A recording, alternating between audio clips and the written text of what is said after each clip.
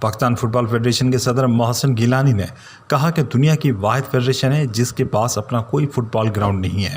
10 سال بعد الیکشن میں فٹ بال لورز کامیاب ہو کر آئیں گے۔ اگلے ماہ فیفا کے صدر پاکستان کے دورے پر آ رہے ہیں۔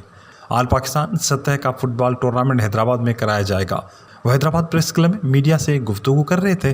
اس موقع پر سندھ فٹ بال ایسوسی ایشن کے صدر اعظم خان اور فیڈریشن کے دیگر عہدیداران بھی ان کے ہمراہ موجود تھے۔ ان کا مزید کہنا تھا کہ محسن گیلانی نے کہا کہ کراچی بعد حیدرآباد اور سندھ کے دیگر اضلاع میں فٹ بال کا بہت ٹیلنٹ موجود ہے۔ ہم فٹ بال کے فروغ کے لیے گراس روٹ لیول پر کام کریں گے۔ اس ضمن میں انٹر ڈسٹرکٹ اور انٹر اسکول فٹ بال چیمپئن شپ کا انعقاد اور حیدرآباد میں فٹ بال گراؤنڈز کو ترقی دی جائے گی۔ اس ضمن میں فیڈریشن اپنا بھرپور کردار ادا کرے گی۔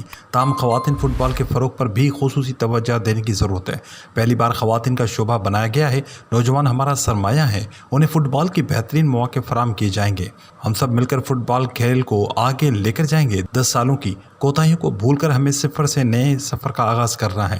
اسکول سطح پر کوچز تیار کر رہے ہیں۔ اسکولز کو 1 لاکھ سے زائد فٹ بال فراہم کریں گے۔